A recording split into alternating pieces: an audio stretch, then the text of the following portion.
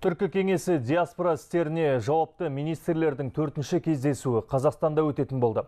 Сондай-ақ түркі жастарының халықаралық лагері елімізде ұйымдастырылмақ. Анкарада өткен Түркі кеңесінің диаспора істеріне жауапты министрлердің 3-ші кездесуінде осындай шешім қабылданды.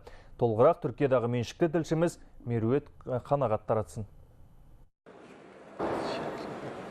Түбі бір түркі жұртының диаспора істеріне жауапты басшылары Анкарада бас қосты. Алқалы жиында 2013 жылы қабылданған Түркі кеңесіне мүше мемлекеттердің диаспораларға арналған бірлескен іс-әрекет стратегиясына өзгерістер енгізілді. 2018-2019 жылдары қатысты Түркі кеңесі диаспорасының бірлескен іс-әрекет жоспары бекітілді.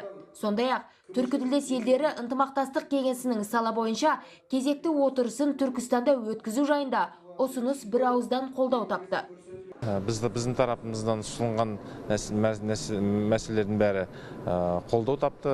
Ендігі жылы өздеріңіз білесіздер, елбасының жолдауына сәйкес біздің Қазақстанда жастар жылы. Сондықтан біз түркі елдес жастарын біздің Қазақстан жастар лагеріне шақырдық.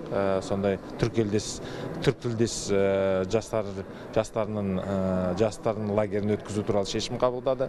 Ендігі жылы біз Түркістанда осы түркі тілдес министрлердің кездесуін өткізуге ұсыныс бердік. Сондықтан сол ұсыныстарымыз бәрі қабылданды.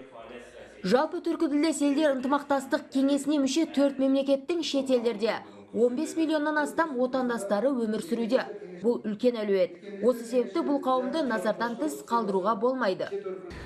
Өздеріңіз білесіздер, шетелдерде көптеген түркі тілдес азаматтарымыз өмір сүріп жатыр. Түркияның бір 7-8 миллион азаматы батыста, Қазақстанның бірнеше миллион отандастары, қандастары шетелдерде тұрады.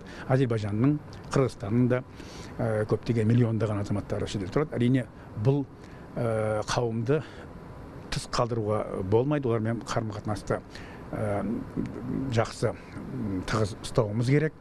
Оларға көмек беруіміз керек. Олар біздің елдеріміздің егемендігін нығайту жолында, экономикамызды күшейту жолындағы атқаратын рөлдері үлкен зор. Мерует Қанағат Седат Денлі, Хабар 24, Түркия, Анкара.